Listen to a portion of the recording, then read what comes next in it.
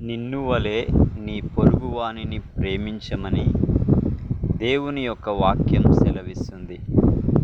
నీవు అలాగు చేసి ప్రేమించినప్పుడు నీ హృదయంలో సమాధానం ఉంటుంది.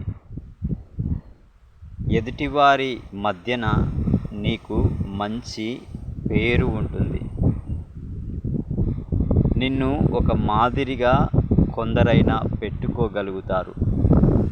ఉంటే ఇదిగో ఆ అబ్బాయిలా, ఆ వ్యక్తిలా ఉండాలి అని నిన్ను గూర్చి నీ ఊర్లో, నీ ప్రాంతంలో చెప్పుకోగలిగినట్లుగా నీవు ఉండాలంటే నీ దేవుని మాటకు లోబడి నిన్ను నీవు ప్రేమించుకున్నట్లు ఇతరులను అలాగూ ప్రేమించిన ఎడల అది మొదట నీకు మేలు, తర్వాత ఇతరులకు, అనేకులకు అది మేలు.